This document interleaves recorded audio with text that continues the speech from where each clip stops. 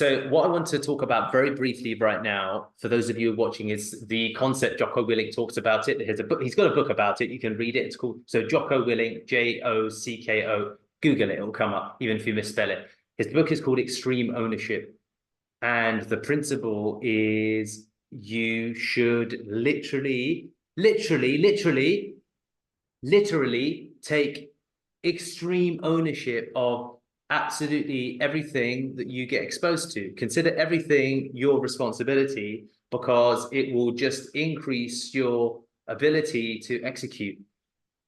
And the more that you get into that mindset, the better you will do with work, because the more you will take ownership and responsibility for anything that you see around you.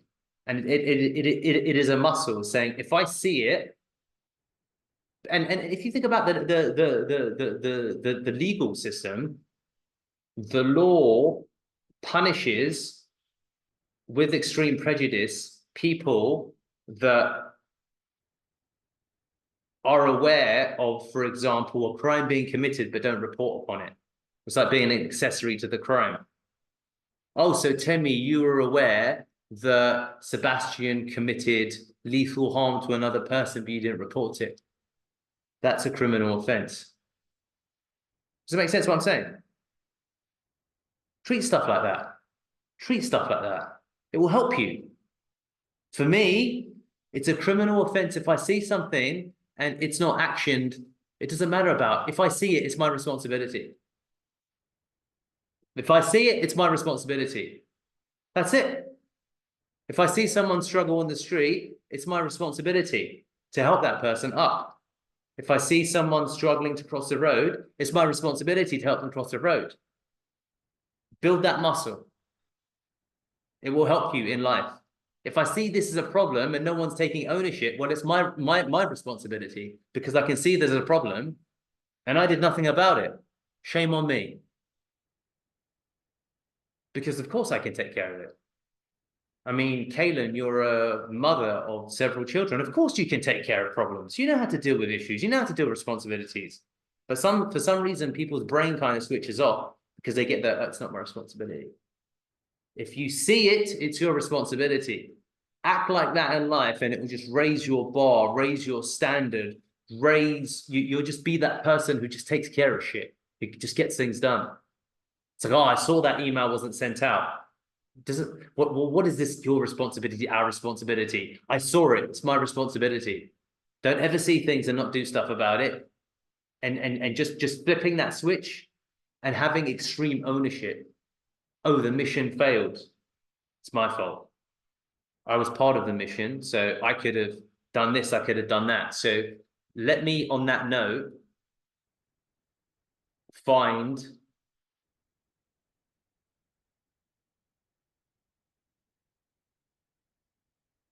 something that will communicate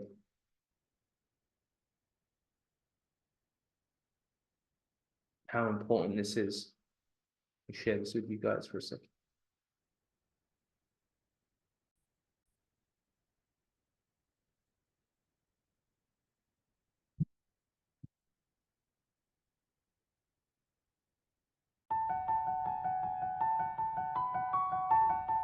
I started recognizing like what works and what doesn't, but it wasn't really until Task Unit Bruiser. We'd have training instructors be like, "You guys are the best task unit we've ever seen come through here," and it was interesting to me because we have some amazing guys in this task unit, but I had amazing guys in my last task unit too. So it's not really the talent factor that broke us out. It certainly wasn't that we didn't make mistakes, because we made all kinds of mistakes in Task Unit Bruiser and disastrous training operations where we had to come back and revamp our training process and make sure that we dialed in standard operating procedures. Just what training's supposed to be. Exactly. And right? Exactly. That's the difference, really. yeah, and that was it. It was this idea that we now call extreme ownership, which is we're going to take ownership of this. And instead of being like, hey, we're going to push back against people that are telling us we need to be better, or we're going to maybe even deny that we're as bad as we are, we're going to take a brutally honest assessment of ourselves you don't ever tell my guys they're amazing, that's the best one they've ever seen, because that allows us to not get better, to not grow, to get complacent. So we always did that, and I recognized just how powerful that was to our performance. So again, we were never flawless. We made mistakes, but we learned from those mistakes. We got better, we grew all the time, and we were able to run circles around everybody else as a result, and deliver some exceptional performance on the battlefield with that attitude. And that mindset and attitude is the game changer. That's why we call the book Extreme Ownership. And it's what we impart to people as we see in the business world. And at the end of the day, there's what works, there's what doesn't work. In your business, and it's also in your life too, what can you do a little bit better? You attack those problems. You accept the criticism when it comes at you, which is so hard for everyone to do, myself included. You accept the criticism, listen to it, and then you modify. You make these little iterative changes, and at the end, instead of being a decent task unit, or instead of being a decent person, or instead of running a decent team, you can be the best.